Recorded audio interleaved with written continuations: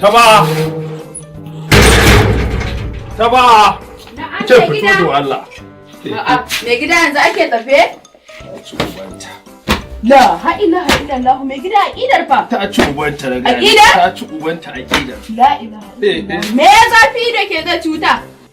Ba ni goshinki. Mai gida? A'a, mai gida? A'a ba ni isha. Ba ni isha. Kunne na gaggayen saurari bayani mai gida. Rero mun Kano ta Ganduje ce. Allah mai gida da kanka. Kano ta Ganduje ce. Na ce mai gida da kanka. Rera mun Kano ta Ganduje. Kano ta Ganduje ce. Ana ta ce ku ce. Kano ta Ganduje ce. Baba Ganduje. Kowa bai ji haushin ka ba. In ba ki labari. Ina jin ka mai gida.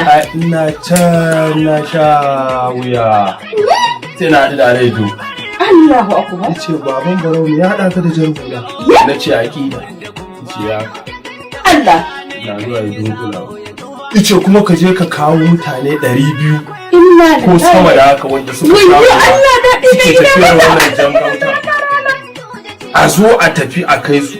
Kuma ya bani gida wanda za mu zauna. Yi ba ni Allahu buɗa. akbar. Ba ni buɗa. Allahu akbar. Sai ka faɗa. Allahu akbar kabira. Ki sawa da ta me? A faɗa. Gauna.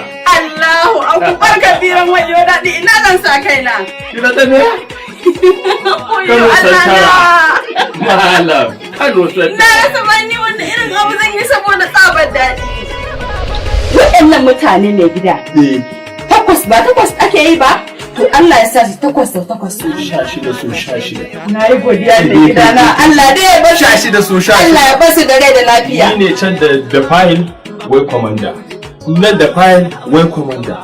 Ashe ne ya nake sha ta iska ta gwanza. Kin wuri mai gida na faɗa min ran kamar makiyar ka ce ni ko ni ce masoyiyar ka ta farko a Ashe duniyar nan. masoya ta ce kai. Ai mai gida.